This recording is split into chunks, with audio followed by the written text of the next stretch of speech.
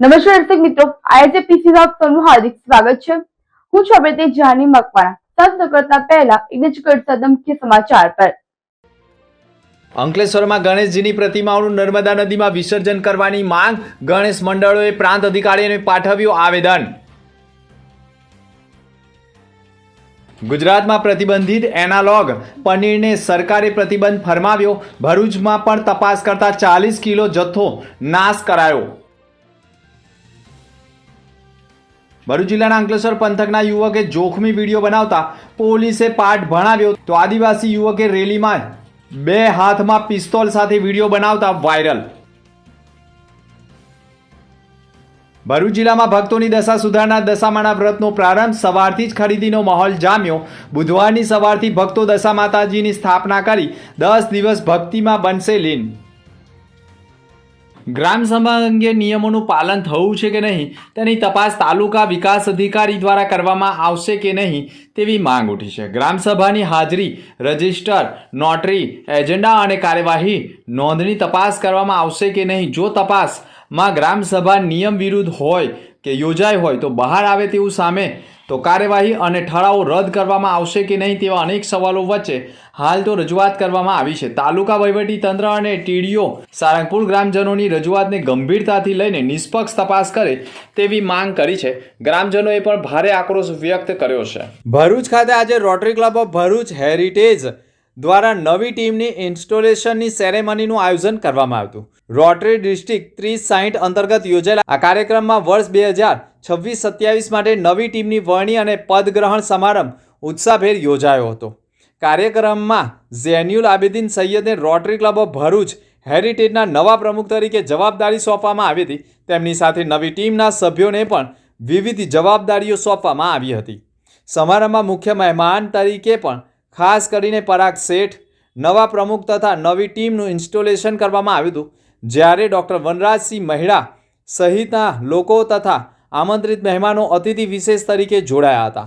નવા પ્રમુખ ઝૈનુલ આબેદીન સૈયદ અને તેમની નવી ટીમે રોટરી સભ્યો તથા ઉપસ્થિત મહાનુભાવોને હાર્દિક શુભેચ્છાઓ પાઠવી હતી। નવી ટીમ આગામી વર્ષ દરમિયાન સમાજ સેવા, આરોગ્ય, શિક્ષણ તેમજ લોકહિતના વિવિધ સેવાકીય પ્રકલ્પોને વધુ વેગ આપશે તેવી આશાઓ પણ વ્યક્ત કરવામાં આવી છે। અંકલેશ્વર ગણેશ સમિતિ તેમજ વિવિધ ગણેશ મંડળો દ્વારા અંકલેશ્વર નાયબ કલેક્ટર સમક્ષ રજૂઆત કરવામાં આવી છે। શ્રી ગણેશજીની પ્રતિમાઓનું વિસર્જન નર્મદા નદીમાં કરવાની પરવાનગી આપવામાં આવે। ગણેશ ભક્તોની રજૂઆત મુજબ પરંપરાગત રીતે વર્ષોથી શ્રી ગણેશજીની પ્રતિમાઓનું નર્મદા નદીમાં વિસર્જન કરવામાં આવતું આવ્યું છે। જો કે કોરોના મહામારી દરમિયાન સરકારની ગાઈડલાઈન અને તંત્રના આદેશને પગલે ગણેશ મંડળો અને ભક્તોએ તંત્ર દ્વારા બનાવવામાં આવેલા કૃત્રિમ કુંડોમાં જ ગણેશજીનું વિસર્જન કર્યું હતું, પરંતુ ગણેશ ભક્તોનો આક્ષેપ છે કે કૃત્રિમ કુંડોમાં વિસર્જન બાદ ગણપતિઓની યોગ્ય રીતે જાળવણી અને નિકાલ માટે પૂરતી વ્યવસ્થા કરવામાં આવી ન હતી, જેના કારણે વિસર્જન બાદ શ્રી ગણેશજીની પ્રતિમાઓની દયનીય સ્થિતિથી હિન્દુ સમાજની લાગણી દુર્ભાઈ રહી છે, જેના કારણે પરંપરા મુજબ નર્મદા નદીમાં ગણેશજીનું વિસર્જન કરવા માટે આવેદનપત્ર પાઠવી રજૂઆત કરી છે। અંકલેશ્વર શહેરના સૌ ગણેશ મંડળો અને સૌ ગણેશ ભક્તો દ્વારા એસડીએમ સાહેબને નર્મદા નદીમાં જ ગણેશજીની માટીની મૂર્તિ વિસર્જન કરવા દેવામાં આવે એવી મુખ્ય માંગણી સાથે એસડીએમ સાહેબને આવેદનપત્ર આપવા આવ્યા હતા અને એમને રજૂઆત કરી હતી। એમને રજૂઆત શાંતિથી સાંભળી હતી, પરંતુ હું તંત્ર અને જે પણ વિભાગ જે પણ લાગે છે એને હું કહેવા માગું છું કે 4 વર્ષથી અમે આવેદન પણ આપીએ છીએ, 4 વર્ષથી અમે જે પણ કાર્ય કરવાના હોય છે ત્યાં રજૂઆત પણ કરીએ છીએ, પરંતુ આ વર્ષે અમારી લાગણી ની ડૂબાઈ અને નર્મદા નદીમાં જ વિસર્જન કરવા દેવામાં આવે એવી મુખ્ય માંગણી છે। માટે અમારી પર મહેરબાની કરો એવી અને ગણેશ ભક્તો પર મહેરબાની કરો એવી અમે તમારી સાથે એક આશા રાખીએ છીએ। જય ગણેશ।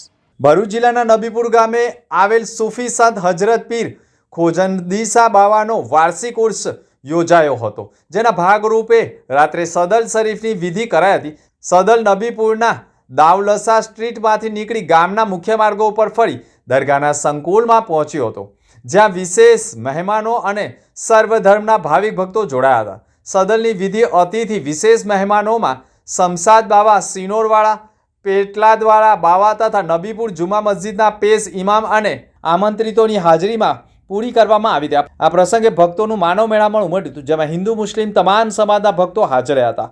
સદનની વિધિ સાદાઈપૂર્વક કરવામાં આવી હતી. સદનની પૂર્ણાહુતિ દુઆઓથી કરવામાં આવી હતી, જેમાં વિશ્વમાં અમન અને ભાઈચારાનો બની રહે તે માટે ભારતભરમાં સર્વધર્મ પ્રત્યે એકબીજાના ભાઈચારો અને એકતા કાયમ રહે તેની દુઆ કરવામાં આવી હતી. સદનની વિધિ પૂરી થયા બાદ દરગાહના સંકુલમાં મહેફિલે સમાનો કાર્યક્રમ રાખવામાં આવ્યો હતો, જેમાં મોટી સંખ્યામાં લોકોએ લાભ લીધો હતો.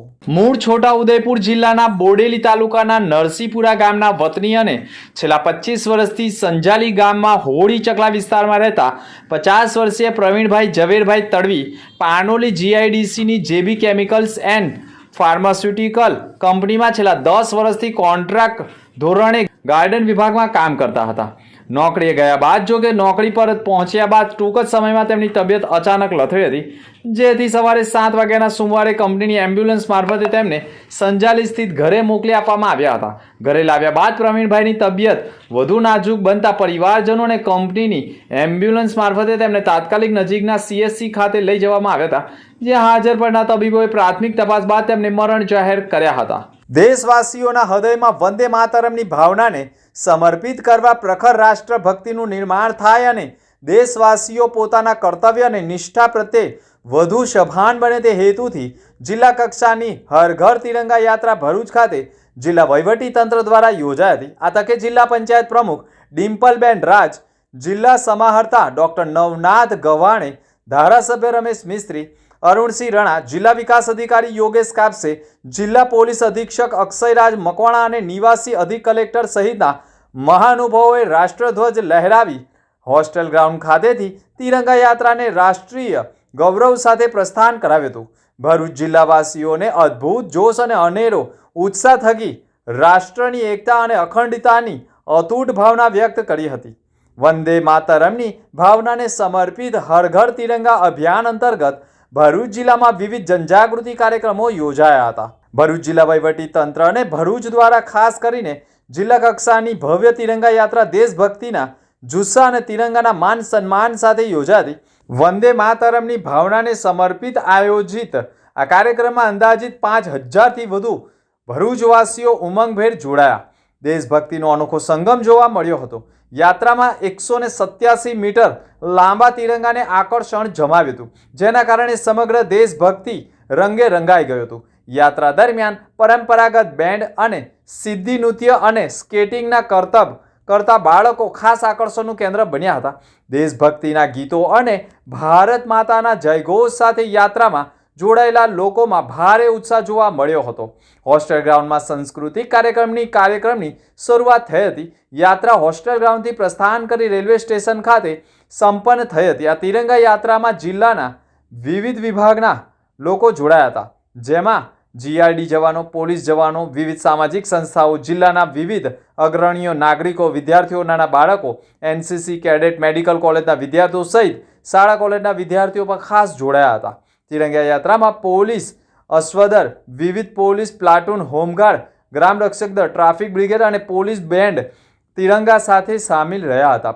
ભરૂચ જિલ્લા અંકલેશ્વર પંથકમાં સિટી વિસ્તારોમાં પીરામણ ગામથી EN જીનવાલા સ્કૂલ તરફ જવાના રસ્તા ઉપર દેવાલય પાસે એક ઈસમ પોતાની મોટરસાયકલ ઉપર આગળ પાછળ નાના બાળકો બેસાડી જોખમી સ્ટન્ટ કરતો વિડીયો બનાવી સોશિયલ મીડિયામાં અપલોડ કરતા બાળકોના જીવનું જોખમ ઊભું કરનાર વિડીયોમાં દેખાતો અંકલેશ્વરના કાપોદ્રા ગામનો ઇમરાન મણિયાણા હોવાનું પ્રાથમિક તબક્કે સામે આવતા પોલીસે હાલ તો વિડીયોમાં દેખાતા ઈસમને ઝડપી પાડી ટ્રાફિક નિયમના પાઠ ભણાવવાનું શરૂ કર્યું હોય તેમ પોલીસ હાલ તેની શોધખોળ કરી રહી હોવાના અહેવાલો મળી રહ્યા છે.